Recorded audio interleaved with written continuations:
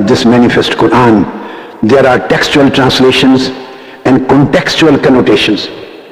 Wherever the matter of qital and qatilu a'immat al-kufr, in Surah Tawbah, qatilu a'immat al-kufr, faqatilu, so it would be translated normally, kill them, fight the leaders of kufr, fight the leaders of disbelief, or kill the leader of disbelief. This is, although not the responsibility of the translator to explain the theological or historical matters. The translator is under a responsibility to translate the words, the apparent words and the letters and structure of the verse. He is not bound to go in the contextual relevance. What was the context behind that? What are the connectivities between 2-3 verses? What is the overall whole subject being discussed here? What are historical references? This is not responsibility of a translator to take these things into consideration.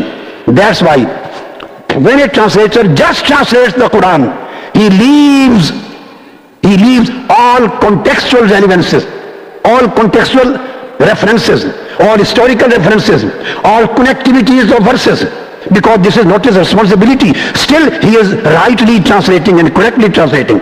But when just translation of words is done and reader reads, he may apply the thing to anything. He may become Al-Qaeda man, he may become ISIS man, he may become a terrorist, and he will read, he says, Quran says, وَقَاتِلُوا أَئِمَّةَ الْكُفْرِ, kill these leaders of disbelief, fight against the leaders of disbelief. This is how our younger generation get misguided.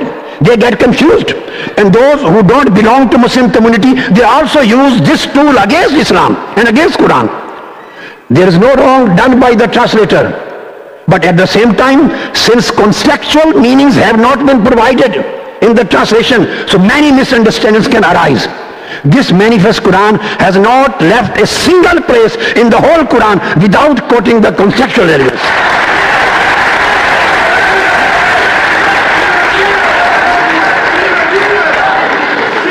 For example, just I'm ending it. For example, when Quran says وَقَاتِلُوا أَئِمَّةَ الْكُفْرِ, two things. The word kufr is translated as disbelief. Fight against the leaders of disbelief. No. The manifest Quran says, if they break their pledges after having made their treaty and openly reviled your religion, causing a potential threat to state security, then fight the leaders of militancy. Manifest Quran does not translate here at this place the word kufr as disbelief. Here the word kufr has not been used in its technical theological sense. Here the word kufr has been used in the sense of aggression, invasion and indiscriminate killing of humankind. That's why this thing is militancy, said the fight against the leaders of militancy. Then fight the leaders of militancy to preempt their aggression and invasion. Indeed, they have no commitment to their pledges. This preemptive action is needed so that they might stop their offensive designs. So whatever is outside from the ambit of the words has been given in brackets, parenthesis. And whatever is included, the meanings are chosen in the light of the context, whether the verse context of the verses, whether the context, historical context. That's why when any of the youth reads the manifest Quran, and there are dozens and hundreds of the verses which talk about the militants, talk about the mushrikeen, Quraysh of Makkah, Ghazawat, Badr and Uhud, but the verse does not tell of Uhud and Badr. It is just a statement of Almighty Allah. Now Mufassir, this is the exegete, the one who is doing an exegetical work, exegetical specialist.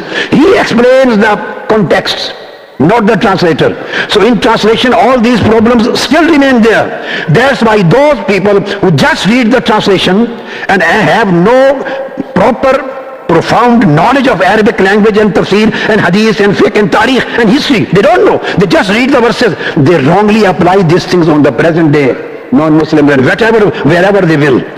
The manifest Quran will stop you everywhere. It will protect you everywhere.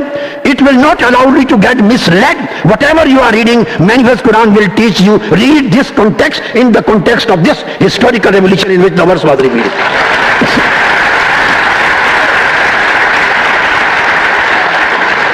Because this verse was revealed in a specific context when the Quraysh of Makkah attacked on Medina, in spite of the fact that Holy Prophet had already migrated to Medina, and Medina and Holy Prophet, they were no more threat to Quraysh. Still they attacked on Medina and Ghazwa Badr. So Holy Quran is referring A'immatul Kufr, the leader of militancy, to those Quraysh leaders who attacked Medina without any threat. And the second, when the Treaty of Hudaybiyah was done, and there was a 10-year pact of no war pact was agreed upon. So there were some allies of the state of Medina, or some tribes were allies of the state of Mecca. And it was decided in that agreement of Hudaybiyah that Mecca will not attack on Medina as well as on the allies of Medina. And Medina will neither attack on Meccans nor the allies of Meccans. It was decided as an article. But the Meccan Quraysh attacked on Banu Bakr, and attacked on Banu Khuza'ah.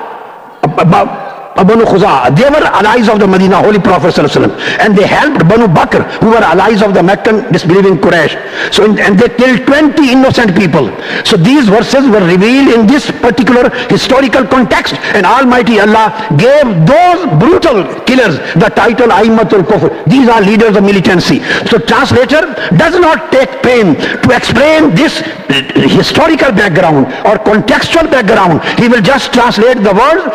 Any leader may take it any meaning whatever he wants, and he can misapply wherever he wants to apply. So the manifest Quran, one of its hundreds uniquenesses and unique characteristics is that wherever is such a place where a risk is involved, it will always hold your hand and it will protect your mind to go on right or wrong side.